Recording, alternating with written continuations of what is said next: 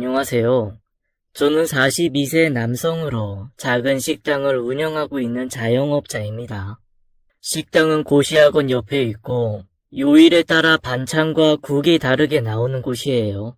메뉴를 고를 필요 없이 와서 앉아 계시면 그날 준비한 가정식 백반을 내갑니다.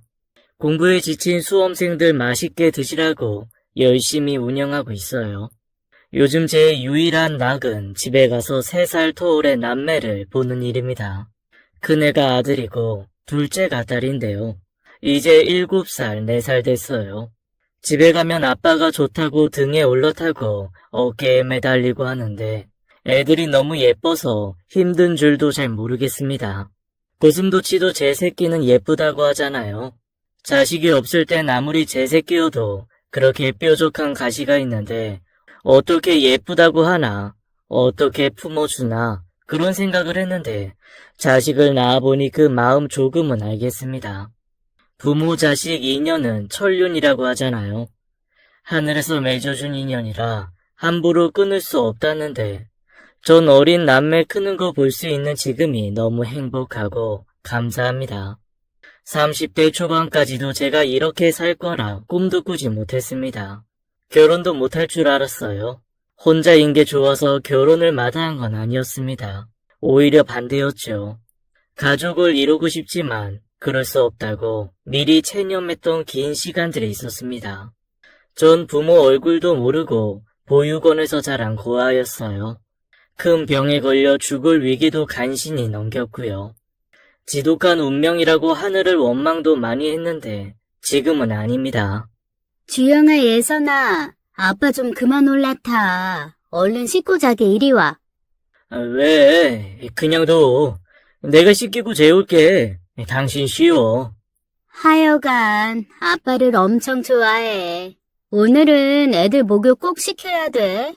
낮에 땀 많이 흘렸어. 당신 피곤할 텐데 쉬어. 내가 씻길게. 아내는 참 정성으로 아이들을 키웁니다. 입는 거 먹는 거 뭐 하나 대충 하는 게 없어요. 전 이 모든 걸 당연하다 생각하지 않습니다. 그런 아내가 참 예쁘고 늘 고마워요. 아내를 보면 제 외로웠던 어린 시절을 지켜봐준 그분이 떠오릅니다. 전 3살 때 고아원에 버려졌어요. 물론 기억은 하지 못합니다. 원장님께 들은 이야기가 전부였죠. 더위가 풀린 초가을, 보육원 앞에서 제가 엄마를 찾으며 울고 있었다고 하셨어요. 옷도 잘 입고 이발도 깨끗하게 잘 된 남자아이가 문 앞에서 발을 동동 구르고 있었다는 게 원장님의 기억이었습니다. 당시에 그런 비싼 옷은 보육원에 있던 시골에선 구경도 못했어. 아기가 흰 셔츠에 멜빵을 하고 새 운동화를 신고 있는데 도무지 버려진 애 같지가 않더라고. 부잣집 도련님 같았지. 그렇게 잘 입고 있으면 뭐해. 엄마가 없어서 울고 있는데. 주머니를 뒤져봤지만 쪽지도 없었어. 보통은 생일이나 이름 정도는 알 수 있는데 그마저도 없더라고. 그렇게 전 보육원에서 살게 됐습니다. 만으로 18살, 고등학교를 졸업할 때까지 전 그곳에서 지냈어요. 어려서 입양을 간 친구들도 많았지만 전 잘 성사되지 않았습니다. 법적으로 고등학교를 졸업하면 더는 보육원에 있을 수 없었어요. 정부에서 나오는 돈 조금으로 사회에 나와 혼자 살아야 했죠. 어떤 친구는 늘 북적거리는 고아원을 나와 혼자 살게 돼서 홀가분하다고 하는데 솔직히 전 두려운 마음이 컸어요. 연습도 없이 사회에 혼자 나간다는 게 쉬운 일은 아니었거든요. 원장님 앞에서 내색은 안 했지만 막막하고 겁이 났습니다. 친구들 대부분 공고를 갔는데 전 욕심을 부려 대학을 지원했고 합격증까지 받아놨지만 솔직히 제 힘으로 대학을 끝까지 마칠 수도 없을 것 같았어요. 그러나 원장님과 그분 앞에서는 그런 제 마음은 결코 드러내지 않았습니다. 경수야, 이제 곧 고등학교 졸업이네. 우리도 널 더 데리고 있고 싶지만 어쩔 수가 없구나. 미안하다. 원장님이 왜요? 그동안 감사했습니다. 이제 독립해야죠. 다른 형 누나들이 그랬던 것처럼요. 그래도 명선 이모가 너 그냥 내버려두진 않을 거야. 바쁜 일만 처리하면 곧 온다고 했어. 너 며칠에 퇴소하는지 분명히 아니까 조금만 기다려. 괜찮아요. 그동안 명선 이모가 저한테 얼마나 잘해주셨어요. 저도 다 컸는데 이모한테 뭘 더 바라는 건 아닌 것 같아요. 졸업 전에 이모 못 오시면 나가서 인사드릴게요. 아니야. 명선 씨 꼭 온다고 했어. 바쁜 일이 뭔지는 모르겠지만 정신없나 보더라. 사실 고아인 저에게 이모라고 부르는 사람이 있었습니다. 8살 무렵부터 제가 있던 보육원에 자원봉사하러 오던 분이었죠. 전 그분을 명선 이모라고 불렀어요. 이모는 올 때마다 절 잘 챙겨줬습니다.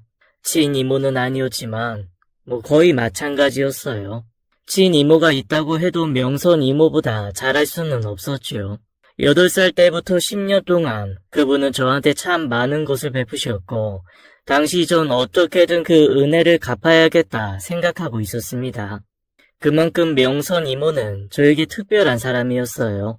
후원자에게 편지를 쓸 때도 친구들은 얼굴도 모르는 사람에게 썼지만 저는 늘 명선 이모에게 감사 편지를 썼습니다. 일주일 뒤 원장님이 절 호출하셨어요. 그 자리에는 명선 이모도 와 있었죠. 이모, 경수야, 잘 있었어? 무슨 일이 그렇게 바빴어? 근데 이모, 살 빠졌어? 얼굴이 홀쭉해졌는데? 이모 다이어트 했다, 이 녀석아. 네가 하도 뚱뚱하다고 놀려서. 내가 언제 그랬어? 건강 생각해서 체중 조절하면 좋겠다고 했지. 이모 혹시 남자친구 생긴 거 아니야? 데이트하느라 못 온 거였으면, 나 요만큼도 안 서운하고. 얘 말하는 것 좀 봐. 데이트는 무슨. 데이트는 이제 네가 하겠지. 대학 가면 여자친구도 사귈 거고. 어때? 막 설레고 그래? 됐어. 나 여자친구 안 만들어. 관심 없어. 오랜만에 이모 얼굴을 보니까 정말 반갑더라고요. 곁에 계시던 원장님도 활짝 웃고 계셨습니다. 경수야, 좋은 소식이다. 명선 이모가 큰 결정을 내려주셨어. 너와 함께 살고 싶다고 하셔. 네? 갑자기 그게 무슨... 그래, 경수야. 이모 그동안 이사하느라 못 와봤어. 돈 아끼려고 내 손으로 집 고치느라 정신이 하나도 없었다. 퇴소하고 이모네 들어와 사는 건 어때? 이모 하숙 비슷하게 할까 하고 너 들어가는 대학가 근처에서. 전 명선 이모의 갑작스러운 이야기에 어리둥절했습니다. 그동안 이모는 보육원 근처 동네 작은 아파트에서 오랫동안 살았어요. 저한테 이사한다는 얘기는 조금도 없었는데 그것도 서울. 제가 합격증을 받아놓은 대학가 근처에 집을 얻었다니 너무 놀랍기만 했습니다. 그래, 어리둥절할 거야. 하숙 이야기도 처음 들었지? 그러게 명선 씨는 진작 경수한테 말하라니까 왜 그렇게 꾸물거렸어. 집부터 구하고 그 집 살만하게 꾸며놓고 말하고 싶었어요. 서울에 괜찮은 집 구하기가 좀 어려워요? 더구나 경수 다닐 대학 근처를 찾다 보니까 더 힘들더라고요. 명선 이모는 새로 이사한 집을 직접 손보느라 못 왔던 거였습니다. 전 이모의 뜻밖의 제안에 너무 놀란 무슨 말을 해야 할지 몰랐어요. 대답 없이 앉아 있으니까 이모가 제 손을 잡으면서 다시 물었죠. 같이 가자, 경수야. 혼자 덜렁 서울 가서 어떻게 하게? 평생을 여기서만 산 녀석이. 독립은 나중에 하더라도 일단 지금은 이모네서 시작하자. 방도 많아. 4개나 되고. 너 하나 주면 나머지는 하숙 칠 거야. 학생들 밥도 해주고. 당연하죠. 경수랑 저 먹을 밥에 숟가락 몇 개만 더 얹으면 되는데요. 이모 원장님, 저 그냥 제가 구한 자취방으로 갈게요. 아니, 왜? 제가 어떻게 거기까지 가요? 8살 때부터 저 이모 도움 받았어요. 덕분에 지금까지 잘 지냈는데 이 성인이 되어서까지 패 끼칠 수 없어요. 처음 결정한 대로 혼자 살게요. 왜? 부담 가질 것 없어. 편히 와 있어도 돼. 하숙도 처음 하는 거라 힘드실 거예요. 저까지 이모 힘들게 하고 싶지 않아요. 또 사람 이름 모르는 거잖아요. 솔직히 이모 결혼도 할 수 있는 거고. 결혼? 안 해, 절대. 너 완전히 잘못 짚었어. 나 하숙 쳐서 노후 준비할 거야. 그래서 하는 거야. 네가 이렇게 고집 부릴 줄 알았다. 명선 씨, 난 나가볼 테니까 잘 좀 설득해봐요. 얘기가 잘 풀리지 않자 원장님은 둘이 얘기하라면서 나가셨어요. 경수야, 너랑 나 10년 가까운 세월이야. 너한테 정이 많이 들어서 네가 어디에 산다고 해도 전처럼 찾아가서 챙기고 도와줄 것 같아. 넌 나한테 아들 같은 존재야. 그런 널 내가 혼자 둘 것 같아? 대학생 됐다고 어른이 된 것 같겠지만 너 아직 어려. 사회가 어떤 곳인지, 대학이 어떤 곳인지 잘 모르잖아. 처음 당분간만이라도 이모네 집에 있어. 명선 이모는 서운한 표정을 감추지 못했죠. 그렇지만 전 그럴 수 없었어요. 그래도 이모, 나 이거 대답을 못 해줄 것 같아. 너무 미안해서 안 되겠어. 경수야, 이 녀석아, 왜 그렇게 고집을 부려? 이모 속상하게. 이모는 결국 제 앞에서 우셨습니다. 사실 이모는 거의 엄마나 다름없었어요. 그동안 주말마다 찾아와 절 챙겨주셨죠. 8살 때부터 고등학교를 졸업할 때까지 명절에도 잊지 않고 한복까지 사다 주신 분입니다. 물론 보육원에서 저만 이모의 보살핌을 받은 건 아니지만 가끔은 친구들이 질투할 정도로 이모는 저에게 유독 정을 주셨어요. 왜 저만 더 챙기고 예뻐하냐고 어떤 애가 원장님께 물었던 기억이 떠오르네요. 원장님은 이렇게 말씀하셨습니다. 사실 명선 이모도 가족이 없으셔. 그래서 주말마다 우리 보육원에 오시는 거고. 그런데다 경수가 어렸을 때 헤어진 남동생분이랑 많이 닮았다는구나. 경수를 보면 남동생이 생각나서 그러신대. 원장님의 말이 끝나자 친구가 그러더라고요. 어쩐지 명선 이모와 제가 닮았다면서요. 그날 이후 친구들 몰래 거울을 보는 버릇이 생겼습니다. 이모와 진짜 닮았나 안 닮았나 보고 또 보곤 했죠. 하지만 그럴수록 마음은 더 슬퍼졌습니다. 명선 이모가 제 엄마일 리 없었으니까요. 그렇게 거울 보며 기대하고 상상하는 게 어쩐지 부질없이 느껴졌어요. 괜히 심술도 나고 다 시큰둥했습니다. 저는 그 이후로 이모를 만날 때마다 얼굴 표정을 이상하게 하고 있었어요. 아이들이 이모랑 닮았다는 얘기를 하는 게 싫었죠. 하루는 명선 이모가 제 볼을 살짝 꼬집으며 이러더라고요. 우리 꼬마 도련님 뭐 때문에 이렇게 삐지셨어요?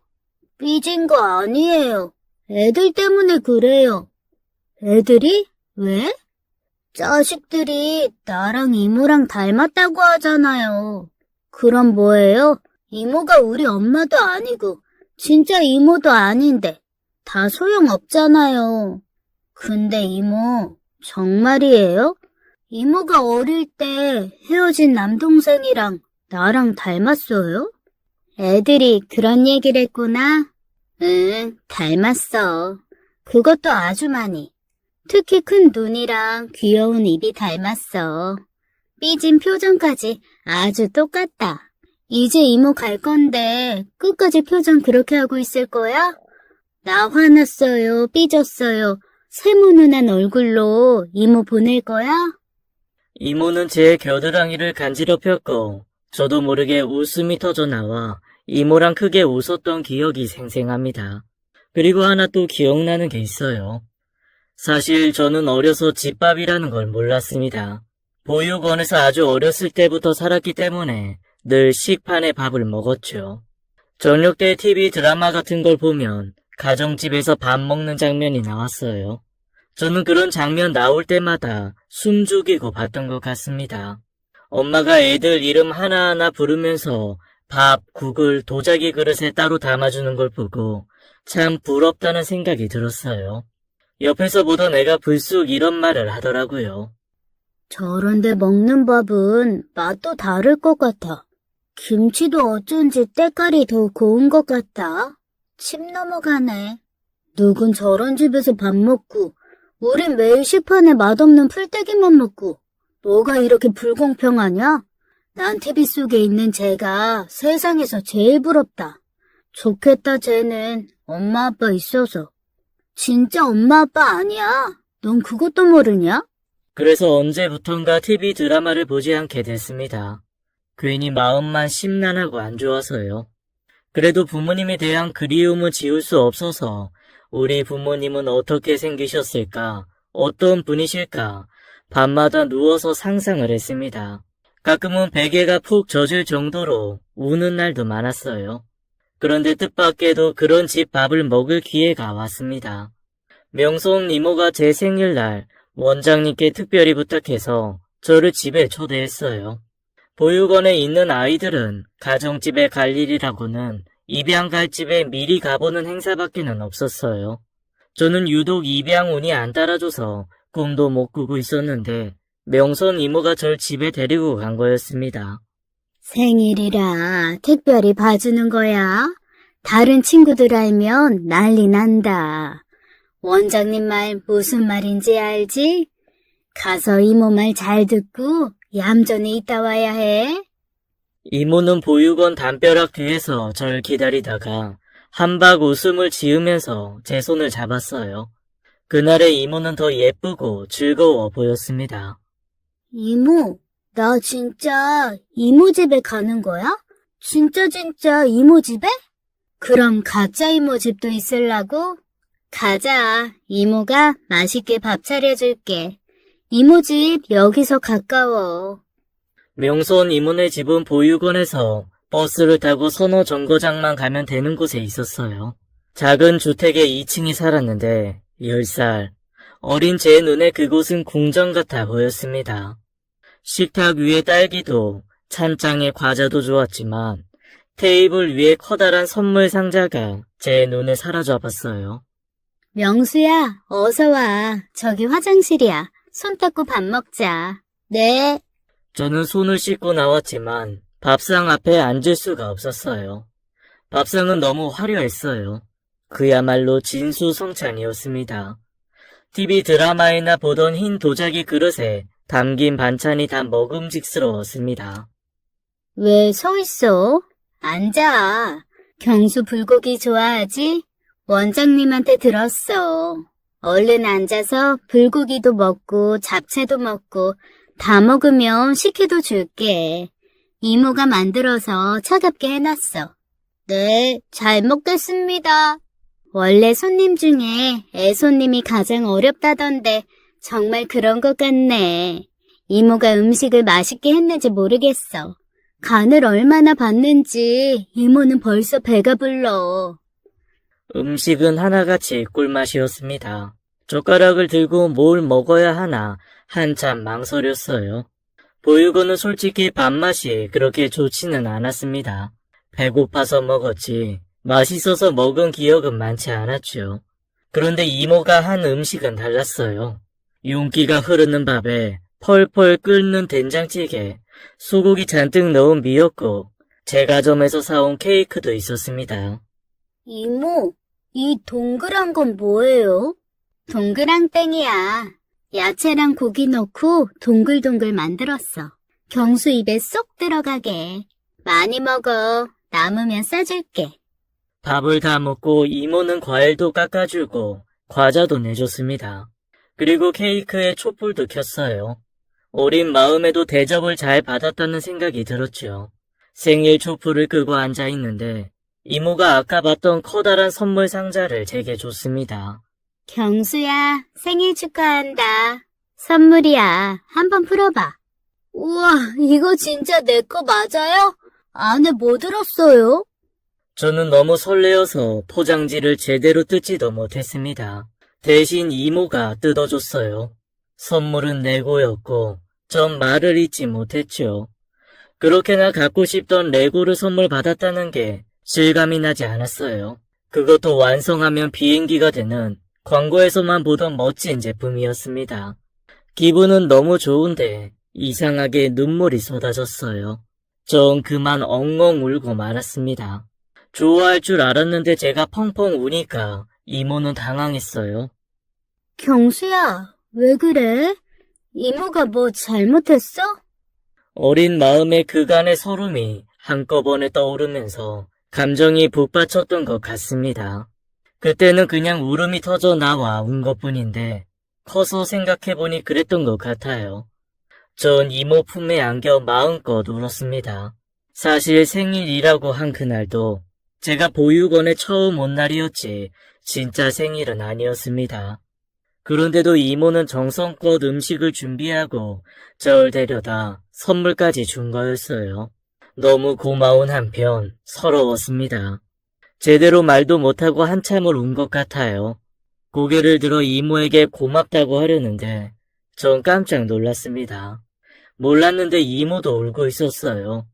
제 한쪽 어깨가 다 젖을 정도로 눈물을 철철 흘리고 있었어요. 이모 왜 울어? 내가 울어서 슬퍼서 그래? 미안해, 이모. 나도 모르게 눈물이 나왔어. 이모는 고개를 끄덕이면서 제 눈물을 닦아줬습니다. 경수야, 보육원 생활 힘들지? 그래서 온 거지? 우리 경수 얼마나 힘든지 이모가 잘 알아. 근데 하늘은 스스로 돕는 자를 돕는다는 말 들어봤어? 이모는 경수가 힘들어도 포기하지 않았으면 좋겠어. 언젠가는 보육원을 나와서 살게 되겠지. 그때까지 힘들어도 오늘을 기억하면서 공부도 잘하고 운동도 많이 하고 그랬으면 좋겠어. 이모랑 약속할까? 10살이었던 전 이모가 우는 게 마음 아파서 얼른 새끼손가락을 내밀었습니다. 그날 늦게까지 이모랑 레고도 하고 놀다가 한밤중에 보육원에 돌아왔어요. 이모는 음식을 많이도 싸줬습니다. 그리고 그날 밤 이모는 원장님과 오래오래 이야기를 나눈 기억이 납니다. 그 후에도 이모는 보육원에 자주 왔어요. 소풍날엔 김밥도 싸러 오고 성탄절엔 우리와 함께 파티도 했지요. 보육원의 추억 속엔 늘 명선 이모가 함께 있었습니다. 그런 이모가 제가 보육원을 퇴소한 뒤에도 잘 돌봐주겠다는 얘기였어요. 너무 염치가 없고 이모한테 뭘 더 받아선 안 될 것 같았습니다. 하지만 혼자 사회에 나가야 한다는 두려움도 그만큼 컸어요. 서울도 처음, 대학생활도 처음인데다 부모 없는 고아라고 손가락질 받을까봐 사실 겁도 많이 났죠. 여기서도 학교 생활을 하면서 그런 고충을 많이 겪으면서 컸습니다. 아이들의 따돌림, 선생님의 무시, 친구 엄마의 냉대, 그런 기억들이 여전히 절 힘들게 하고 있었어요. 몇 날 며칠 고민하던 전 이모에게 전화를 걸었습니다. 이모, 나 이모 집에 들어갈게. 경수야, 잘 생각했어. 근데 조건이 있어. 나한테도 하숙비 꼭 받아. 그리고 제일 작은 방 줘. 창고 같은 그런 방 쓸게. 내 말대로 안 해주면 나 이모는 안 들어가. 알았어, 이 녀석아. 당장 내일이라도 와. 이모가 다 준비해놨어. 원장님께 인사 잘 드리고 이모는 나중에 가서 따로 할게. 보육원을 퇴소하던 날 동생들이 절 붙잡고 많이 울었어요. 교복 입고 학교 가기 전에 편지며 작은 선물을 저한테 주고 갔습니다. 눈물이 났지만 동생들한테 약한 모습을 보이긴 싫었어요. 건강하게 잘 있다가 형처럼 씩씩하게 독립하라고 강한 척하면서 마지막 인사를 나눴죠. 그리고 원장님께도 큰 절을 올렸어요. 나이 드신 원장님도 눈물을 감추지 못하셨습니다. 그동안 고생 많았다. 좋은 학교도 입학했고 명선 이모도 곁에 있으니까 아무 걱정 없이 공부 열심히 해서 좋은 데 취직까지 해야 한다. 더 잘해주지 못해서 미안하구나. 경수는 어디 가서도 잘할 거야. 원장님은 틀림없이 믿고 있어. 원장님 울지 마세요. 좋은 날 왜 울어요? 저 대학 가서 장학금도 받고 진짜 열심히 살 거예요. 지금까지 돌봐주셔서 감사합니다. 은혜 잊지 않을게요. 보육원을 돌아서서 터미널로 가는 버스를 타고 나서야 눈물이 쏟아졌어요. 3살 때부터 18살 때까지 지낸 보육원에선 그렇게 나오게 됐어요. 그리고 서울로 올라와 이모가 말한 하숙집으로 가게 되었습니다. 제가 가게 될 대학과는 불과 10분 거리에 있는 곳에 집을 구했더라고요. 갔더니 방 안에 있을 게 다 있었습니다. 정말 할 말이 없더라고요. 이모, 언제 이렇게 준비했어요? 책상이며 침대까지, 가방도 사놨네요? 너한테만 특별하게 해준 거 아니야. 다른 방도 가봐. 다 있지. 가구는 있어야 학생들이 올 거 아니겠어? 부담 갖지 말고 편하게 지내. 전 이모에게 나라에서 나온 100만 원이 넘는 돈을 다 줬습니다. 이걸로 가구비며 몇 개월치 하숙비 계산하겠다고요. 이모는 펄쩍 뛰었지만 그래야 제 마음이 편하겠다고 우겼죠. 그렇게 제 대학 생활은 시작됐습니다. 전 서울에 있는 4년제 대학에 합격한 상태였어요. 그런데 등록금 용돈이 부족할 것 같아 한 학기만 다니고 휴학할 생각이었습니다. 돈을 벌거나 군대를 갈 계획이었죠. 사실 대학을 갈까 말까도 수천 번 고민했어요. 합격한 뒤에도 고민은 이어졌죠. 그러나 이렇게 된 이상 일단 대학은 다녀보자는 확신이 들었습니다. 비싼 등록금 어떻게 감당하나, 애들이랑 못 섞이면 어떻게 하나, 처음 해보는 서울살이도 걱정이 많았는데 이모가 있다고 생각하니 어깨에 힘이 들어갔어요. 곧 이모 집에 다른 하숙생들도 들어왔고 선후배 사이로 잘 지내게 되면서 막연한 두려움도 완전히 사라지게 됐습니다. 그리고 전 아르바이트도 시작했죠. 월급을 받으면 꼭 이모를 데리고 밖에 나갔어요. 이모가 좋아하는 칼국수 한 그릇씩 먹고 손수건이라도 꼭 사드렸습니다. 얼마나 번다고 나한테 밥 사고 선물까지 해줘? 이건 약과야, 이모. 내가 나중에 돈 많이 벌게 되면 그때는 차로 모시고 왔다 갔다 하면서 백화점에서 근사한 선물 사드릴게요. 기대해도 좋아? 말이라도 고맙네. 이모가 경수 덕분에 호강한다. 늘 집은 하숙생들로 북적여서 이모는 바쁘게 지냈습니다. 전 아르바이트와 공부를 병행하며 1년 정도의 시간을 보냈어요. 그런데 뜻밖의 불행이 찾아왔습니다. 1학기 말, 기말고사를 준비하는데 몸이 급격히 안 좋아졌어요. 아르바이트를 하면서 장학금을 받기 위해 죽기 살기로 공부를 했더니 피로가 엄청나게 쌓이는 게 느껴졌죠.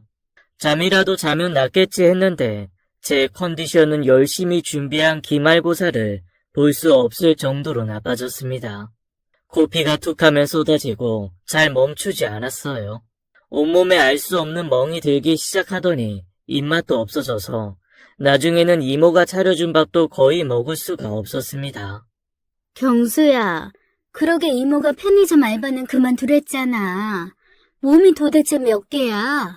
그렇게 무리를 하니까 탈이 나지. 이모, 이상해. 전에는 며칠 쉬면 컨디션 다시 돌아왔는데 이번엔 영 아니야.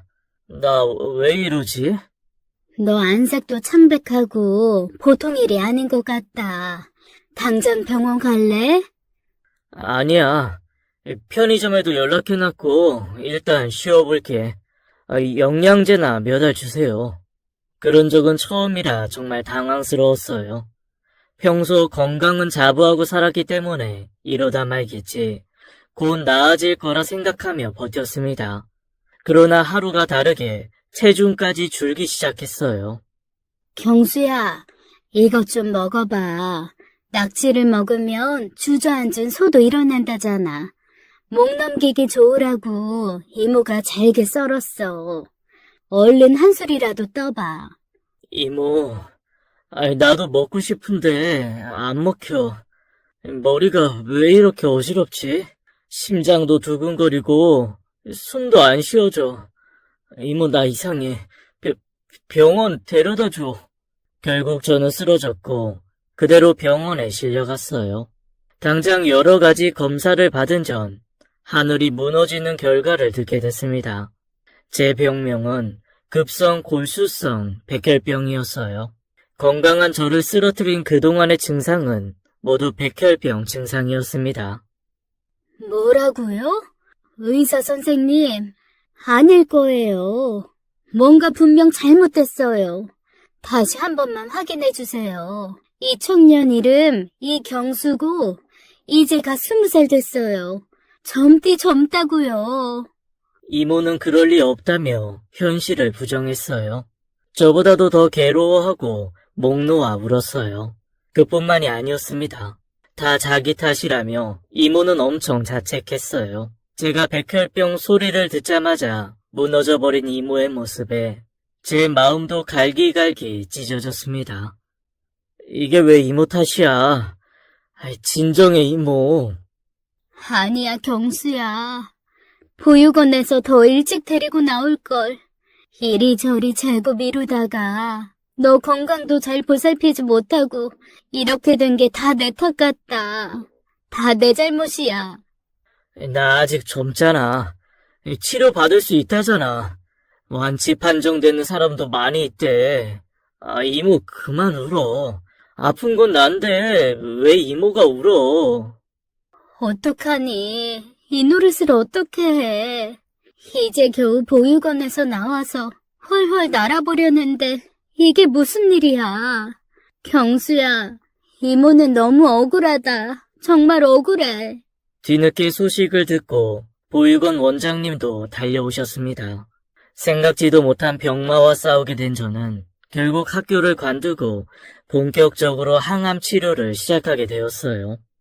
급성인 경우에 병의 진행 속도가 빠르기 때문에 치료가 급했습니다.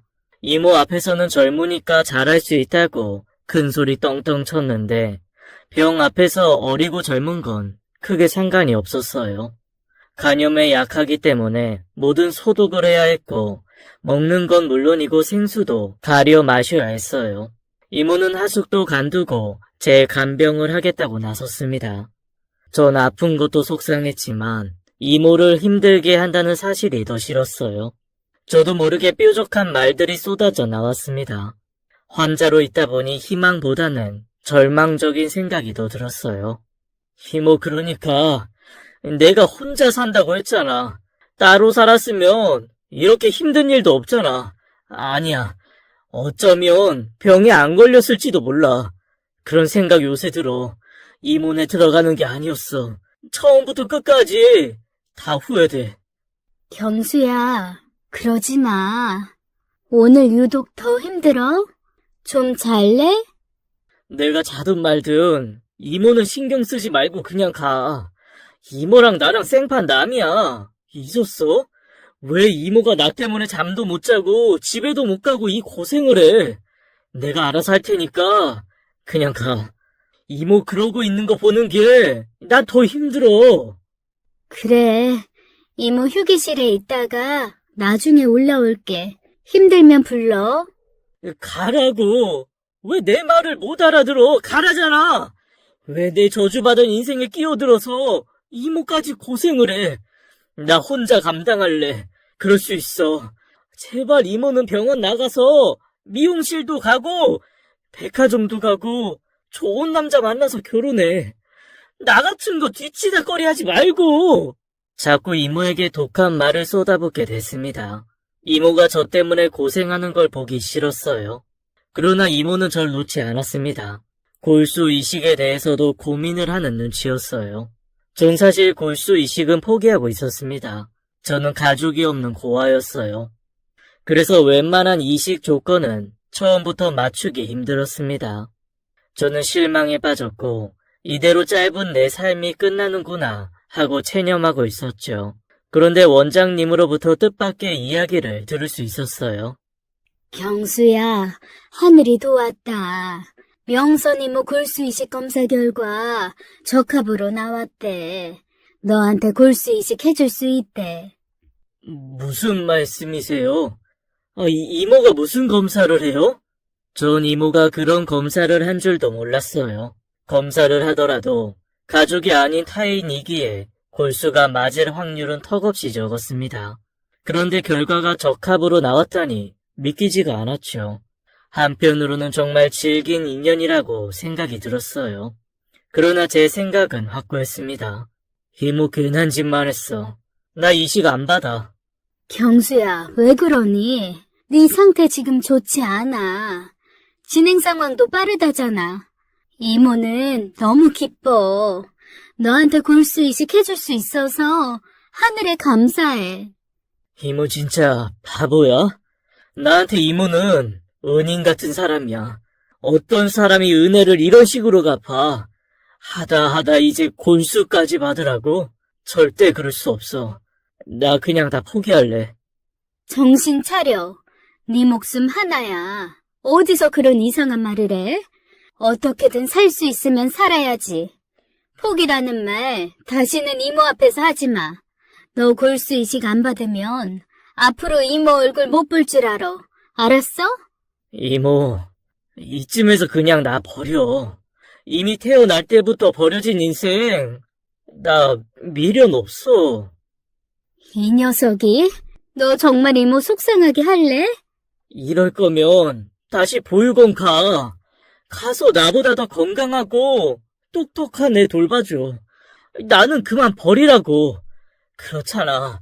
태어날 때부터 환영받지 않았는데 이런 병까지 걸리고 하늘이 나한테 저주를 내린 것 같아.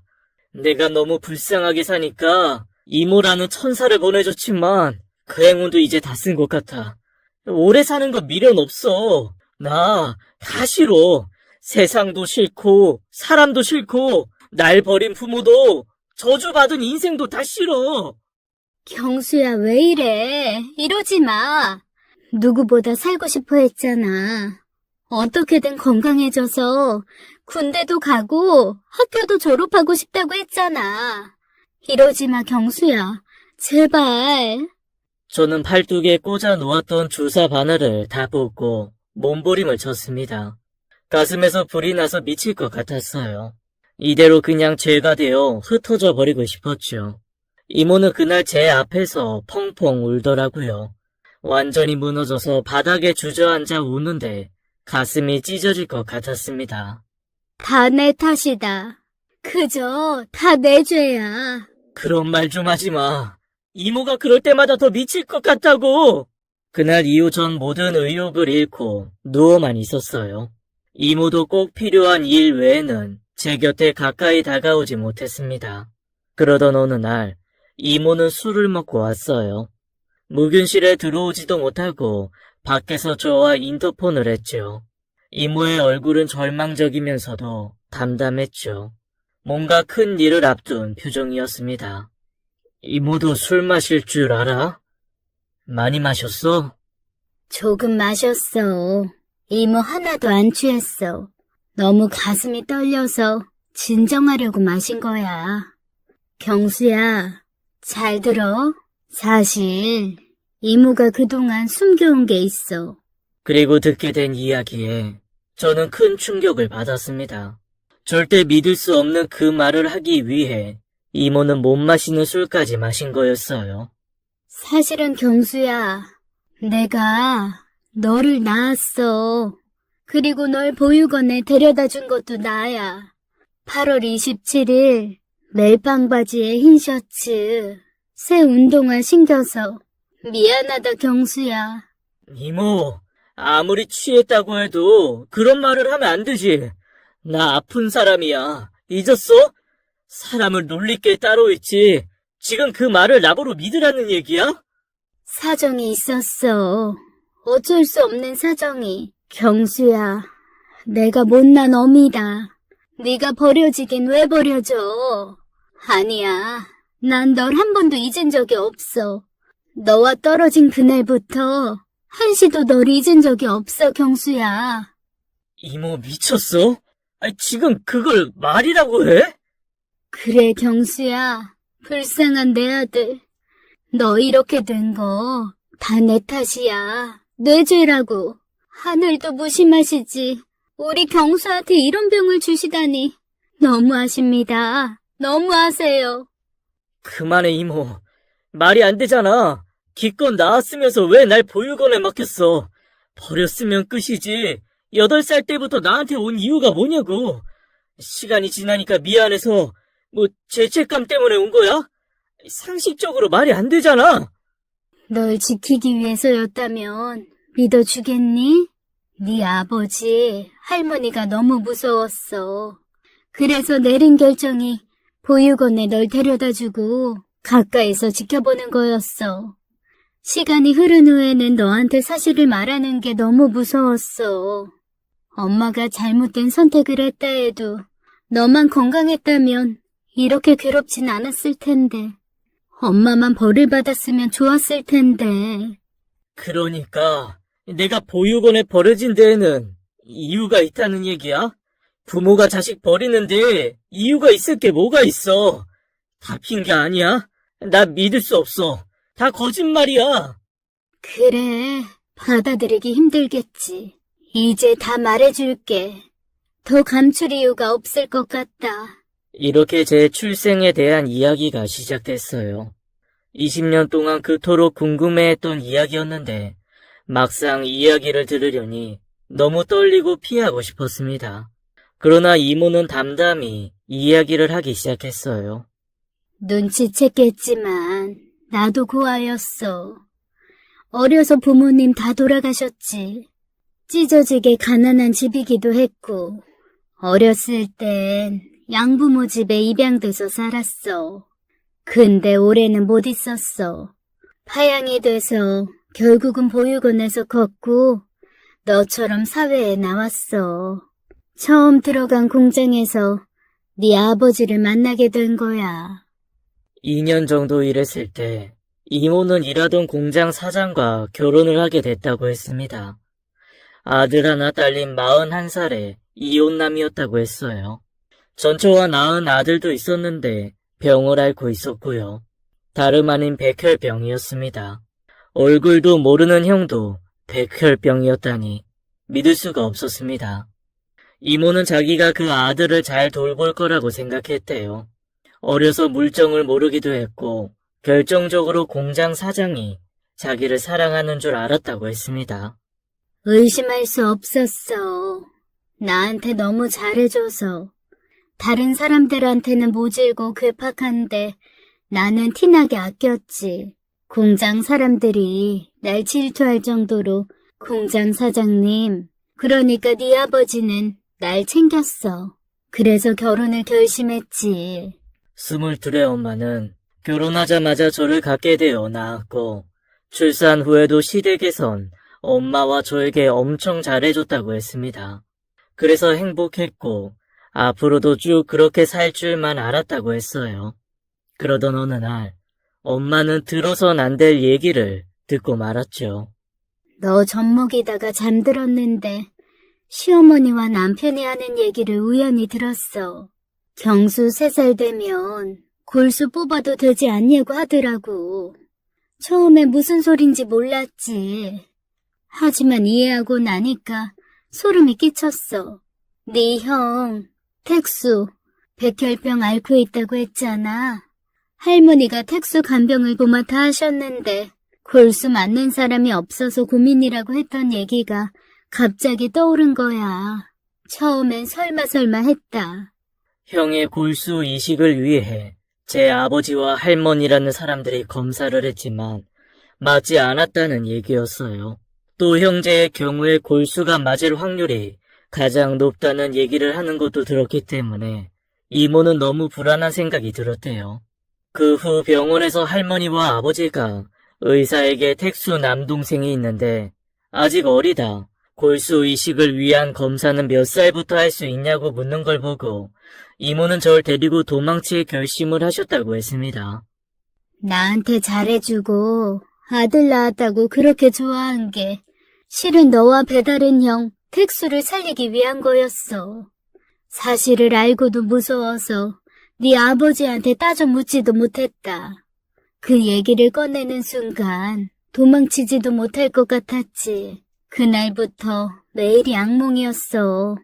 한시도 너한테 눈을 뗄 수가 없었단다. 아직도 말도 제대로 못하는 젖먹이를 두고 굴수 이식부터 생각하는 그 사람들이 너무 무섭더구나.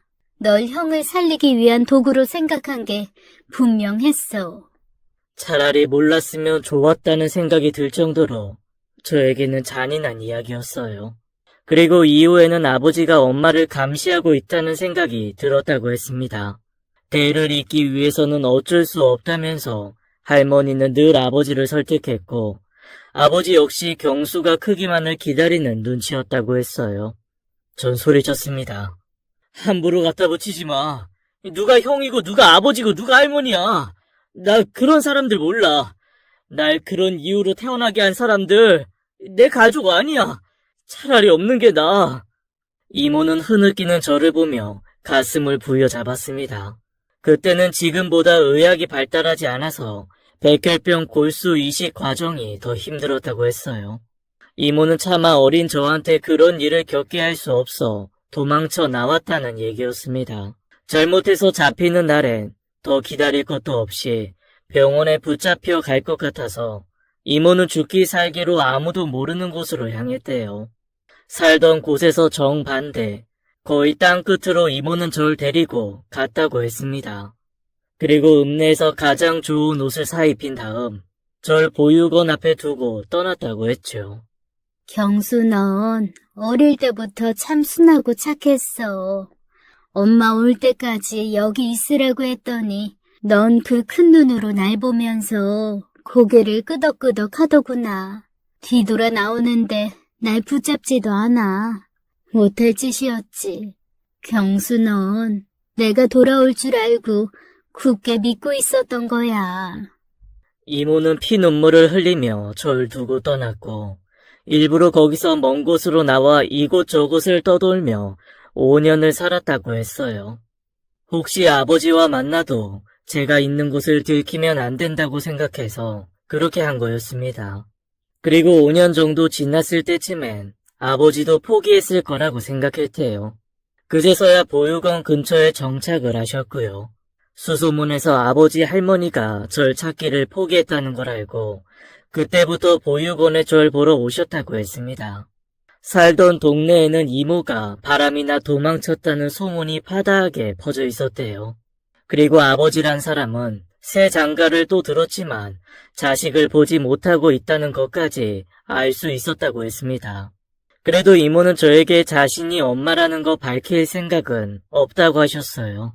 지금까지의 모든 노력이 물거품이 될까봐 극도로 조심하셨던 거였습니다.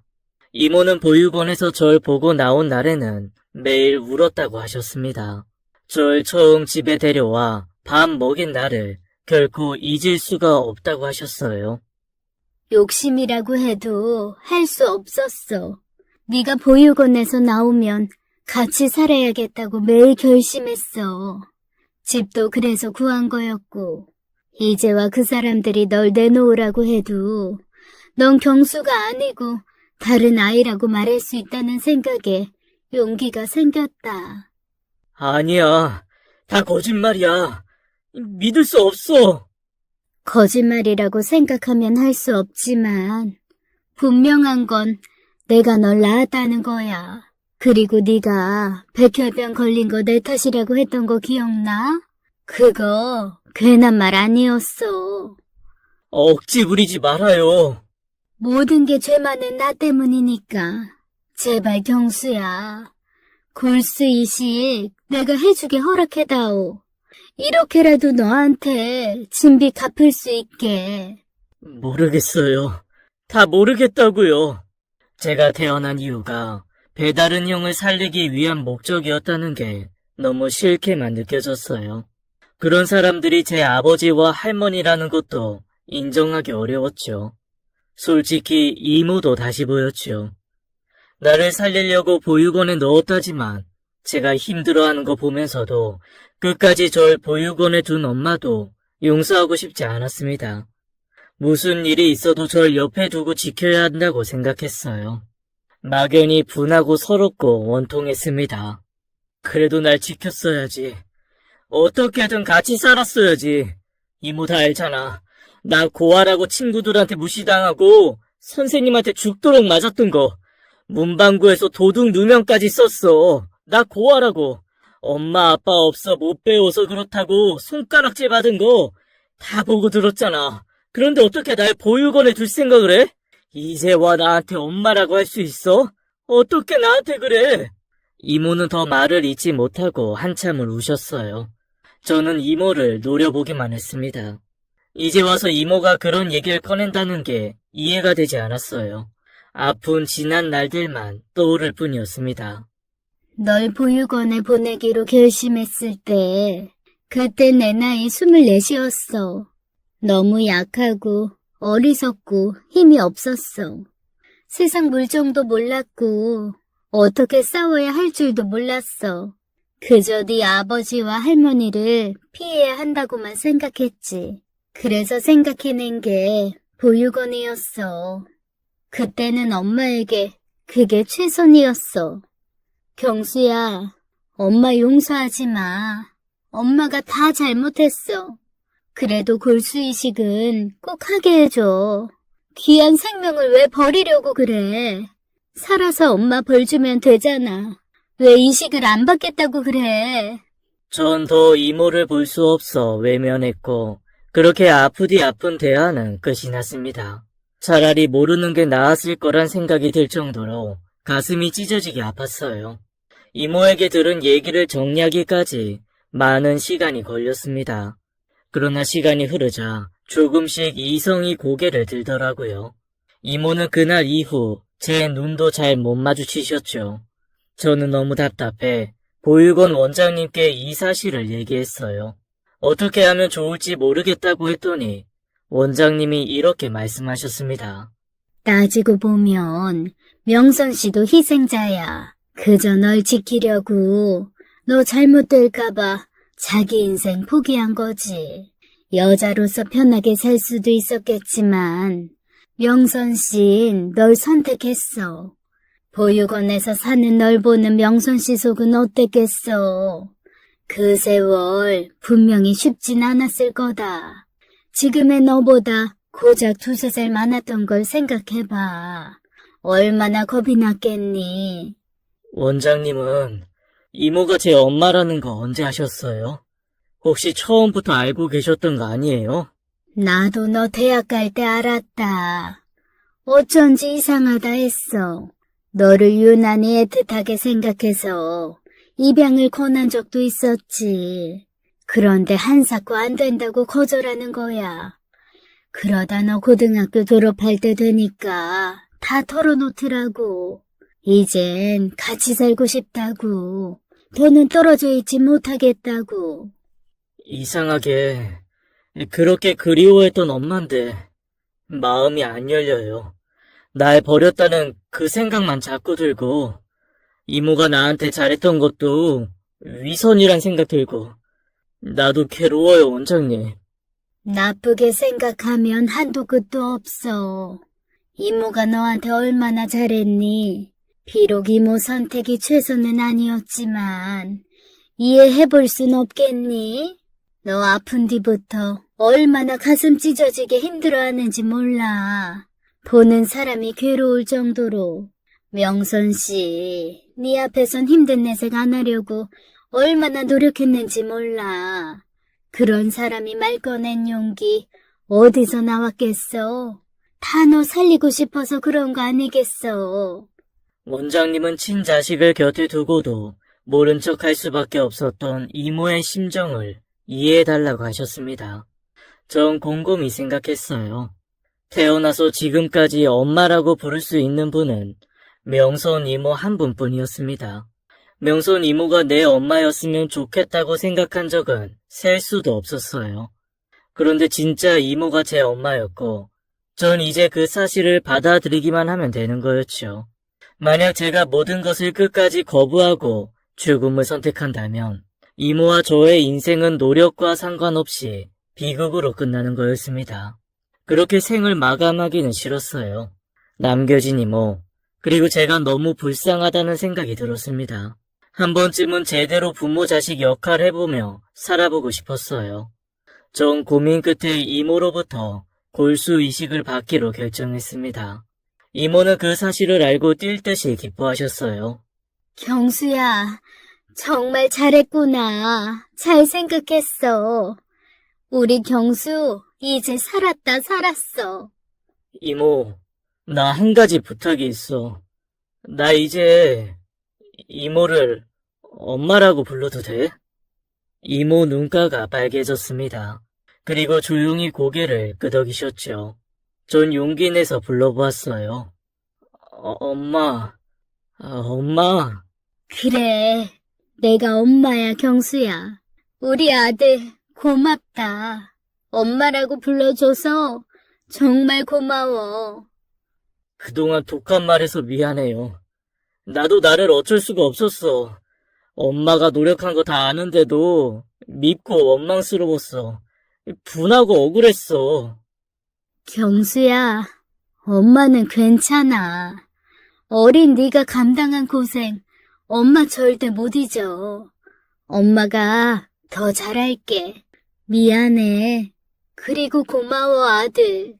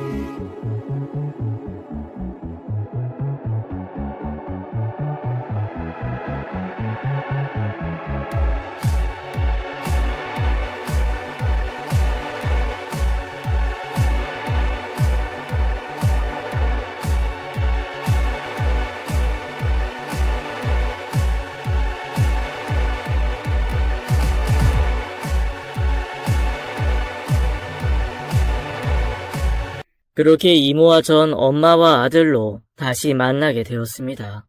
그날을 잊지 못해요. 이모를 엄마라고 부르는 게 어색했지만 자꾸자꾸 말하고 싶었습니다. 언제나 제 곁에는 엄마가 있었다는 게 다시 한번 사무치게 느껴졌어요. 그 이후 골수 이식은 성공적으로 잘 이루어졌습니다.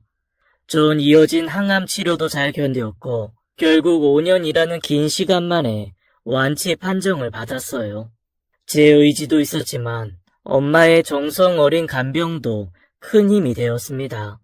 퇴원하는 날 원장님과 보육원 동생들이 찾아와 아주 떠들썩했어요. 전 큰 소리를 쳤죠. 형 봤지? 힘든 병도 이렇게 불굴의 의지로 이겨내는 거. 너희들은 형보다 건강한데 못할 게 뭐가 있어.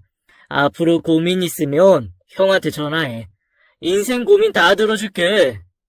연애 고민은 안 되겠다. 형이 경험이 없어서. 너스레 떠는 거 보니까 나긴 나구나. 우리 모두 네 걱정 많았어. 이렇게 건강한 모습 보니 너무 기쁘구나. 명선 씨, 정말 고생 많았어요. 이제 좋은 일만 있을 거야. 그날 엄마는 내내 웃기만 하셨어요. 밥 안 먹어도 배부르다고 하셨습니다. 퇴원 후 전 다시 학교에 가는 건 포기하게 되었고 건강을 회복하는 일에만 주력하게 됐죠. 엄마는 좀 쉬시다가 작은 식당을 차렸습니다. 제 병원비로 많은 돈이 들어가서 집도 팔고 빚도 있었기 때문에 어쩔 수 없었어요. 기력을 찾은 후에 전 엄마의 식당 일을 돕게 되었어요. 33세 저희 식당 단골 손님이었던 아내를 만나서 결혼까지 했습니다. 3살 터울의 남매도 보게 됐고요. 아이 낳고 보니까 그때 엄마가 했던 결정이 더 이해가 되고 아픈 세월을 살았던 엄마가 더 안쓰럽게 느껴집니다. 애들이 손끝 하나만 다쳐도 속상한데 당시에 엄마는 얼마나 힘들고 외로우셨을까요? 가족, 친척 하나 없는 곳에서 저만 바라보았을 엄마를 생각하면 눈물이 납니다. 그만큼 지금의 하루하루가 얼마나 소중한지 몰라요. 그리고 3년 전, 엄마 모르게 전 어딜 다녀왔습니다. 다름 아닌 제 형을 찾아가 봤죠. 고민 끝에 내린 결정이었어요. 살면서 한 번쯤은 형을 봐야겠더라고요. 알아보니 할머니는 돌아가신 후였습니다. 아버지는 요양원에 계시고요. 형은 아직도 제가 태어난 그곳에 살고 있었죠. 전 집을 보러 왔다는 핑계로 그 집 대문을 두드렸어요. 누구시오? 예, 집 좀 보러 왔습니다. 집은 내놓지도 않았는데 무슨 말이에요? 제가 이쪽에 집을 보러 다니고 있는데 주소를 잘못 찾아왔네요. 죄송합니다. 저기 슈퍼 뒤에 내놓은 집이 있다고 들은 것 같은데 그쪽으로 가보슈. 예, 알겠습니다. 죄송합니다. 대수다. 형은 저와 조금도 닮지 않았더라고요. 어쩐지 아버지와 많이 닮았을 것 같다는 생각이 들었습니다. 형도 완치를 받고 잘 살고 있는 것 같았어요. 돌아서 나오는데 다행이라는 생각이 들었습니다. 원망하는 마음은 들지 않았어요. 각자의 자리에서 건강하게 잘 살았으면 했죠. 경수야, 무슨 생각을 그렇게 하고 있어? 저기 콩나물 좀 데쳐줄래? 엄마 좀 앉아서 쉬세요. 허리 아프겠다. 커피 타드릴까? 그럴까? 아이고, 그 허리야. 그래, 조금 쉬어가자. 아들이 쉬라면 쉬어야지. 우리 엄마 달달한 커피 한 잔 타드려야겠네. 네 것도 한 잔 타. 사이좋게 한 잔 마시자. 그리고 난 그 소리가 왜 그렇게 좋은지 몰라. 남들이 들으면 뭐라고 할지 몰라도 네가 엄마라고 부르면 피곤이 싹 사라져. 그래, 이런 게 사는 거지.